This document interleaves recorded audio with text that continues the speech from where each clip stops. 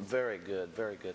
And you know, just for the people watching and listening by the way of TV and radio, explain to me and the people the types of medals that people can receive in the Army. Going through basic training and AIT, coming in, you're going to be awarded three ribbons and medals. You're going to get the Army Service Ribbon, you'll get the National Defense Service Ribbon, and you'll get the Global War on Terrorism Service Medal. Those three awards are given just for your enlistment. That's hey, you know, thank you for what you do. You deserve this, and for your service. Now, all the medals and ribbons there, from that point on, are all individual awards. So it's all individual, you know, what you do as an individual. Say an Army Achievement Medal, you do something that sets yourself apart from your peers, something exceptional, and the Army's going to award you with something as a good job. Hey, you deserve this, and just as motivation for you to keep going and keep trying to excel and always stay ahead of the game. Exactly, and these medals are earned. These medals are earned from men and women that have put their lives on the line, and they've stood up for our country, our rights, our beliefs, and everything like that. And you know, it's such a great honor. It's such a great honor to be able to serve your country. And you know, that would be one thing to say to the young people today. If you've been considering a life in the Army and in this field, just think of what an opportunity and an honor it is just to stand up for our country.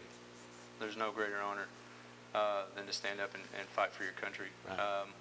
The young men and women who are in uniform now and those who are going to be going into uniform, they're doing something that less than 1% of the American population will ever do, and that's defend those who cannot otherwise defend themselves. Right, right. And when you see a soldier in uniform,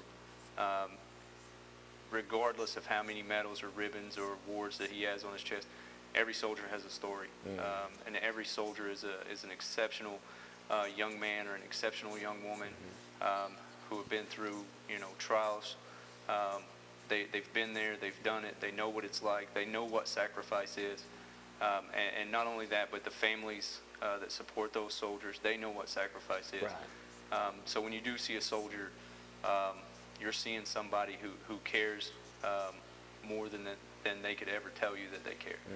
And you know, I can say this personally, I have the highest respect for men and women in their uniforms that are standing up and defending our country and just standing up bold for the US of A, you know, United States of America. And we've had a few young people from this area here recently that gave their life for the cause. Yes, sir. We sure have. And you know, it makes us so proud that when we look at our flag and look at what we stand for, that there's men like our friend here and many men and women overseas today that are still fighting for our country. Now let me ask you about this, like if like a war should break out, how does all that work? The Army is called in and dispatched to a certain location?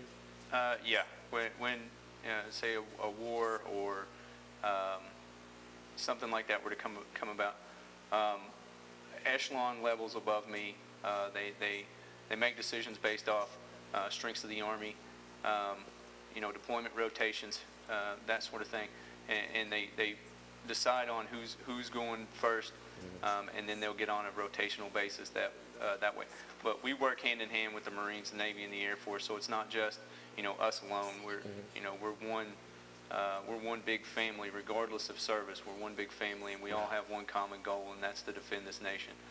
So we all work hand in hand. Exactly. So you know, it may be the Army, it may be the Marines, it may be the Navy, but someone will get called up to go, and it's the young men and women who are you know, standing up to take that next step and defend their country, the ones that are volunteering to do so.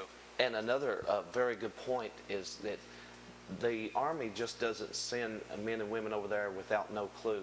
They are highly trained professionals and the best at their job. They do what they come to do. And you know, I commend the Army. I just totally commend the services, you know, the sacrifices and just the love of our country, you know, the red, white, and blue. And that's what we're standing for, the stars and the stripes. And these young men and women have voluntarily laid their life on the line to protect our freedoms and rights, and we should hold them in the utmost highest regard and honor. you know, like the 4th of July, you know, a lot of people celebrate the 4th, but you know, you can take and look at these men and women in uniform, and every day could be the 4th of July because we've got freedom and liberty thanks to what they're doing, their sacrifice. How long training before someone is sent into actual combat, if that would come up? It depends. There may be an individual who's been in the Army for years, training and not deploy into a combat zone. The Army will not deploy you until you're ready. You will be fully trained, regardless of how long that takes. If you're